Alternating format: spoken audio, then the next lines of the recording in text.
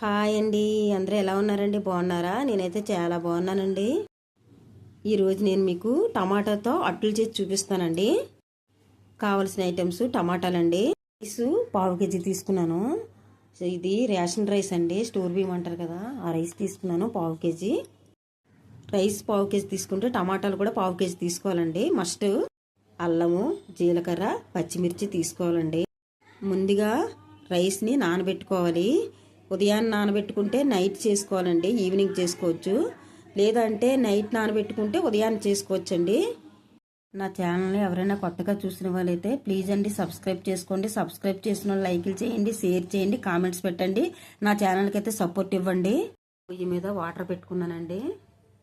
టమాటాలు వేసుకుందామండి.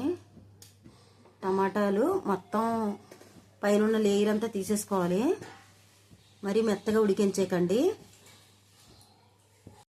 మంటని మీడియం ఫ్లేమ్లో పెట్టుకుని ఉడికించుకోవాలండి. లేయర్ వచ్చినట్టు చూసుకోవాలి. ఇలా ఉడికితే సరిపోద్ది, మరీ ఇంకా మెత్తగా ఉడికించకండి. ఇదిగోండి ఎలా వచ్చేస్తుంది లేయరు. ఇదిగోండి చల్లారిసిన తర్వాత మొత్తం అన్నీ రిమూవ్ చేసుకోవాలండి. లేయర్స్ మొత్తం అన్నీ. నానబెట్టుకుని బియ్యం అయితే మిక్సీ గిన్నెలో వేసుకున్నానండి. ఇప్పుడు అల్లం ముక్క, జీలకర్ర, పచ్చిమిర్చి వేసుకుందాము. లేయర్ తీస్తాను కదండి టమాటా. అయితే టమాటాని ఇవ్వండి ఈ మూటికి తీసేద్దామండి. మూటికి తీసేసి ఇలాగా వేసుకోవాలన్నమాట. చాక్తో కట్ చేసినా పర్లేదండి. నేను చేతితో తీసుకుంటున్నాను, మీకు ఎలా వీలైతే అలా చేయండి. మూటికైతే మాత్రం తీసేద్దాము. అన్నీ టమాటాలు ఇలా ఇందులో వేసేసుకోండి. మూటి తీసుకొని సాల్ట్ కొంచెం వేసుకుందాం. మిక్సీ పట్టేసుకోవాలండి. మెత్తగా ఎంత వీలైతే ఎంత మెత్తగా చేసుకోవాలంటే అంత మెత్తగా చేసుకోండి. ఎంత మెత్తగా ఉంటే అంత బాగుంటుంది అన్నమాట. చూడండి ఇలా ఉంటే సరిపోద్ది కన్సిస్టెన్సీ. ఇంతకంటే పలచగా ఉండకూడదు, ఇంతకంటే చిక్కగా కూడా ఉండకూడదండి. మనం అట్లు వేసుకుంటే ఇప్పుడు ఎలా కలుపుకుంటాం అలాగే ఉండాలి. ఇంకా కాకపోతే రైస్తో కాబట్టి కొంచెం బాగా వస్తాయి అన్నమాట, క్రిస్పీగా. పొయ్యి మీద పెనం పెట్టుకున్నానండి. ఆనియన్తో మొత్తం ఆయిల్ స్ప్రెడ్ చేశాను పెనం పైన. పెనం అయితే హీట్ ఎక్కిందండి. ఇప్పుడు అట్టు వేసుకుందాం.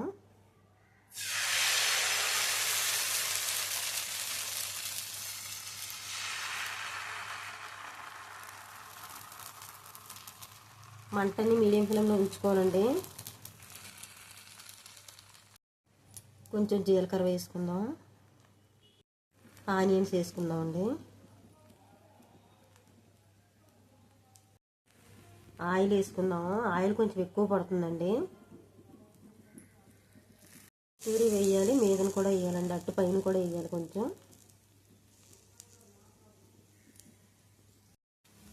మంటని అట్టు వేయగానే కాస్త సిమ్లో పెట్టుకోవాలండి. కాస్త ఉడికాక మీడియం ఫ్లేమ్లో పెట్టుకొని చాలా ఎర్రగా కాల్చుకుంటే చాలా టేస్టీగా వస్తుందండి అట్టు. ఇప్పుడు అట్టుని ఒక వైపు నుంచి మడుచుకోవాలి. ఇలా మడుచుకోవాలి. మడుచుకొని కూడా మళ్ళీ కాల్చుకోవాలండి సిమ్లో పెట్టుకొని. ఇలా సెంటర్లోకి తెచ్చుకోవాలి. తిరగేయక్కర్లేదండి అట్ని. ఇలా సిమ్లో పెట్టుకొని అటు ఇటు ఇంకా 5 మినిట్స్ కాల్చుకుంటే సరిపోద్ది. వైపు కూడా కాల్చుకోవాలండి. అట్ని నెమ్మదిగా తిరగేసుకోవాలి.